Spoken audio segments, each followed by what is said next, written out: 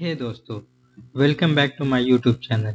दोस्तों, आज के इस वीडियो में मैं एचवीएसी से रिलेटेड बहुत ही इम्पोर्टेंट टॉपिक को कवर करने वाला हूँ। अगर आप एचवीएसी के फील्ड में जॉब चाह रहे हो, स्पेशली अगर एंट्री लेवल के जॉब के लिए आप अप्लाई कर रहे हो, तो ये वीडियो आपके लिए बहुत इम्पोर्टेंट होने वाला है।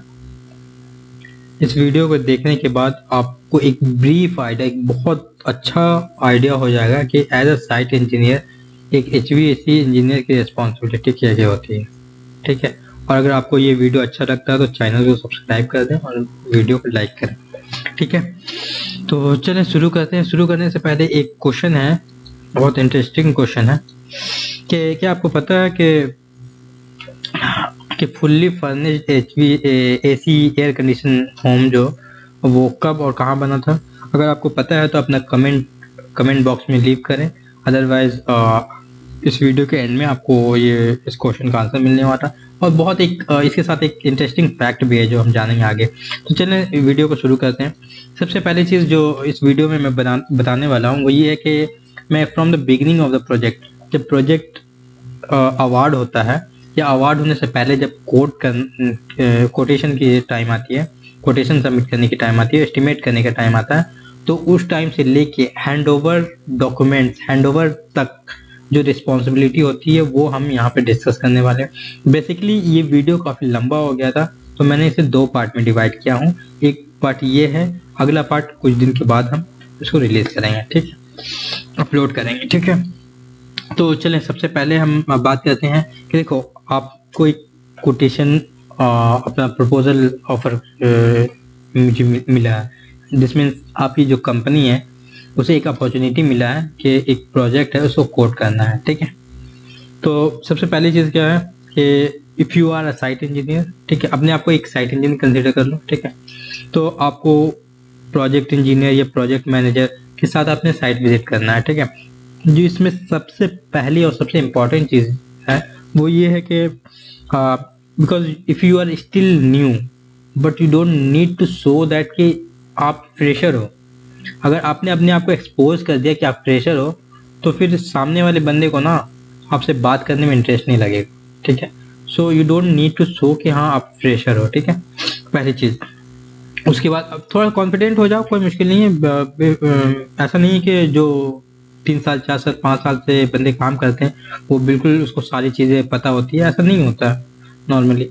तो आप भी बिल्कुल थोड़ा कॉन्फिडेंट होके जाना, विजिट करना, कोई मुश्किल नहीं है। कुछ चीज़ें मिसिंग हो तो कोई दिक्कत नहीं है, वो तो एक कोटेशन देना है। ठीक है, बट थोड़ा सा प्रिपेयर हो जाना बेहतर होगा, साथ में एक पेन और कॉपी हो। ठीक है, अब चलिए वीडियो पे आते हैं। देखो पहला पॉइंट जो है वो है check all the additional work. देखो जब साइट इंजीनियर साइट विजिट करता है तो उसे पता होना चाहिए क्या चीज़ एचवीएसी का स्कोप होता है और कौन कौन सा एडिशनल वर्क कहाँ पे करना पड़ता है। ठीक है, अगर कहीं सपोर्ट वगैरह के लिए कुछ है या फिर कोई ऐसा जगह है जहाँ पे वर्क एग्जीक्यूट हम नॉर्मल कंडीशन में नहीं कर सकते हैं, वहाँ कुछ एक्स्ट्रा वर्क करना पड़ेगा, तो वो चीज़ को आपने मार्क करना है और एस्टिमेशन इंजीनियर को बताना है। कोई ऑब्स्ट्रक्शन वर्क में आ सकता है, क्योंकि देखो सारा ऑब्स्ट्रक्शन को आप एक बार साइट विजिट करके काउंट नहीं कर सकते हो। ठीक है, लेकिन जो मेजर होता है वो पकड़ में आ जाता है। ठीक है, उसको आप कैच करके वो मार्क करके अपने एस्टिमेशन इंजीनियर को बताना है या फिर उसको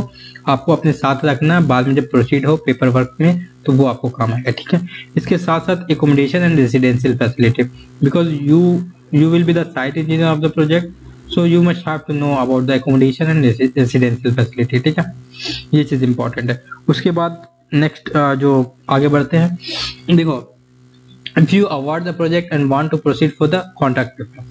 देखो आपने कोटेशन सबमिट किया, ठीक है, कोटेशन आपका अप्रूव हो गया, अब आपको कॉन्ट्रैक्ट पेपर के लिए प्रोसीड करना है। ठीक है, आपकी कंपनी को कॉन्ट्रैक्ट पेपर बनाना है। ठीक है, तो देखो कॉन्ट्रैक्ट पेपर में पहली चीज़ जो होती है वो होता है स्कोप ऑफ वर्क। ठीक है, आपको स्कोप ऑफ वर्क बहुत ही डिटेल में पढ़ना है, और जिस चीज़ को मैंने पिछले स्लाइड में बताया था कि जो एडिशनल वर्क है वो आपके स्कोप में नहीं होना चाहिए। अगर स्कोप में है तो उसका कोटेशन में आपने कोट किया होना चाहिए। ठीक है, बीओक्यू में उसका जो भी कॉस्ट हो वो मेंशन होना चाहिए। ठीक है, उसके बाद negotiation should be open in critical area. देखो किसी प्रोजेक्ट में ना बहुत सारा क्रिटिकल एरिया आता हो सकता है वो किसी रीज़न से हो या फिर सब कॉन्ट्रैक्टर की वजह से हो, या फिर क्लाइंट की तरफ से कोई इश्यू हो, या फिर आपकी कंपनी की तरफ से कोई मसला हो, कोई भी रीज़न हो सकता है।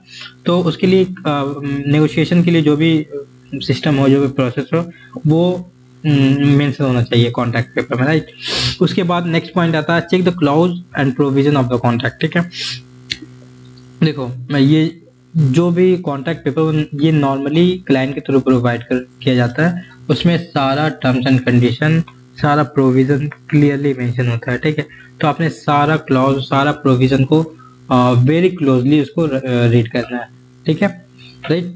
उसके बाद हम नेक्स्ट पॉइंट पे आते हैं, check the protocol of the site. देखो जो साइट होता है उसका प्रोटोकॉल, जो भी मतलब रूल्स रेगुलेशन है साइट एक्सेस का, ठीक है, वो कॉन्ट्रैक्ट पेपर में मेंशन होना चाहिए। ठीक है, ऐसा ना हो कि जैसे कोई वर्बली वो बता दिए कि नहीं आप तो साइट को 24/7 एक्सेस कर सकते हो, बाद में वो बोले कि नहीं हमारे साथ ये प्रॉब्लम आ रहा है तो हम इसको 24/7 के लिए एक्सेस नहीं देंगे, हम इसको सिर्फ 6 आवर्स या 8 आवर्स के लिए हम एक्सेस देंगे।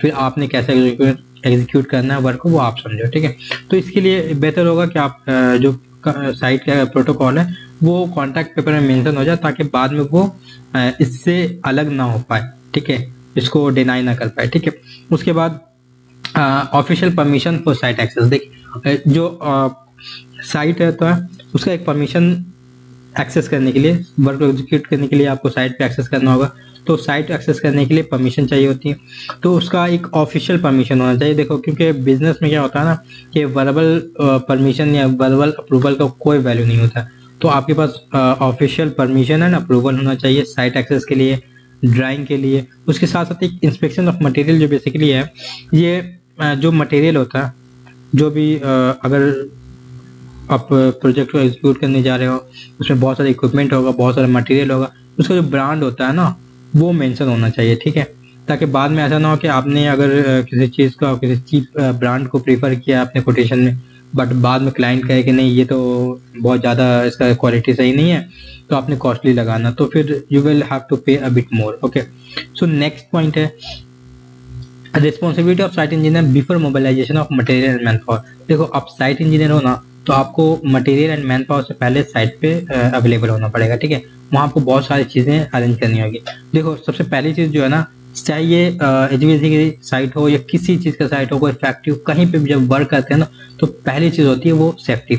सिक्स सिग्मा सेफ्टी बोलते हैं, मतलब कि छह तरफ से आपका सेफ्टी का ख्याल होना चाहिए। दिस मीन्स इन जनरल कह सकते हैं कि जो जीरो टॉलरेंस ऑन सेफ्टी। ठीक है, तो सेफ्टी से कोई कंप्रोमाइज नहीं करना, जीरो टॉलरेंस होना है। ठीक है, अगर 5 दिन का वर्क है आप 7 दिन 8 दिन में भी कंप्लीट करो, नो इशू, लेकिन सेफ्टी से कंप्रोमाइज नहीं करना, क्योंकि अगर कोई इंसिडेंट हो गया, कोई फैटल हो गया या फिर कोई सीरियस इंजरी हो गया, तो ये बहुत बड़ा प्रॉब्लम हो जाता है। ठीक है, फिर उसमें लीगल केसेस वगैरह भी हो जाते हैं कई बार।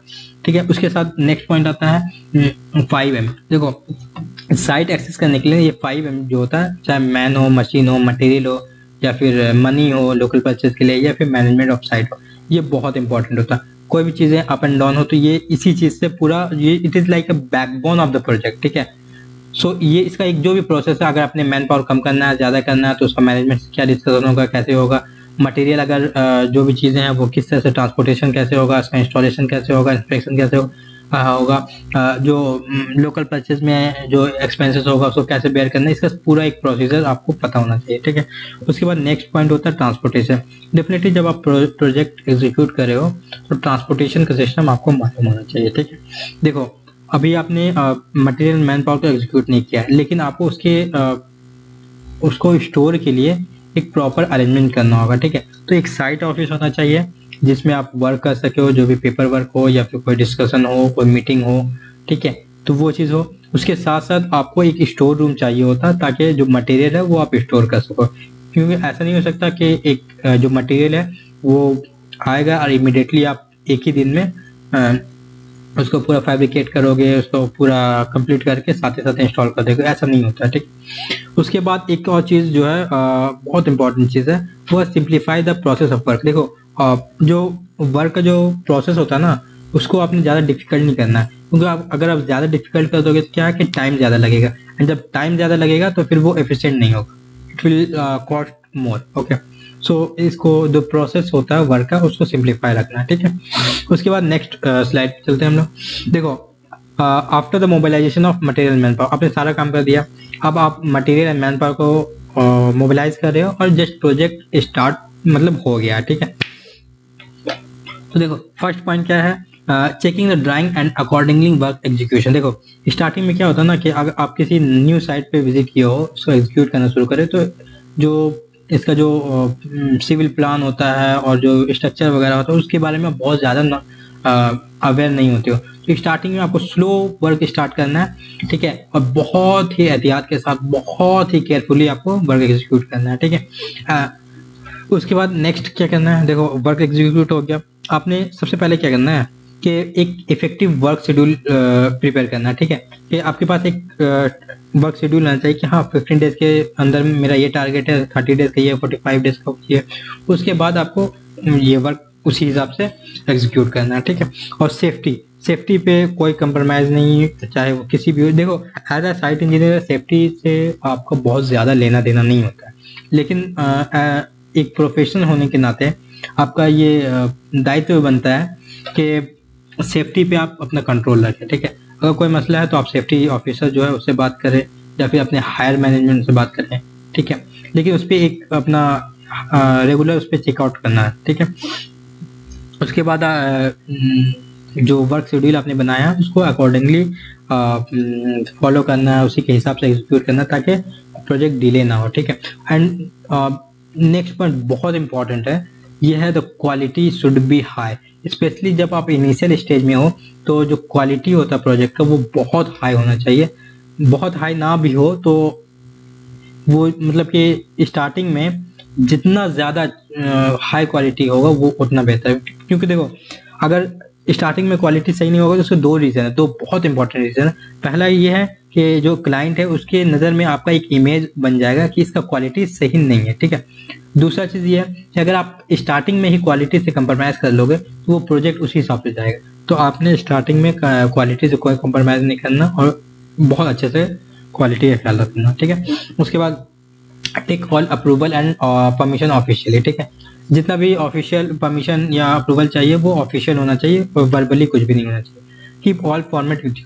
देखो जब आप साइट एग्जीक्यूट करते हो तो उसमें बहुत सारा इंस्पेक्शन वगैरह हो जाता है, कुछ जैसे मान लो कि कोई वर्क है उसका इंस्पेक्शन है, कुछ मटेरियल डिलीवर एट साइट है उसका इंस्पेक्शन है, कुछ क्वालिटी इंस्पेक्शन होता है, कुछ अदर टेस्टिंग वगैरह होता है, उसके साथ कुछ रेज करना है, कंप्लेन रेज करना है, सेफ्टी से रिलेटेड कुछ हो या फिर इनवॉइस वगैरह रेज करना, तो सारा फॉर्मेट आपके साथ होना चाहिए ताकि आप इमीडिएटली अपना जो भी कंसर्न है उसको रेज कर सको, ठीक है।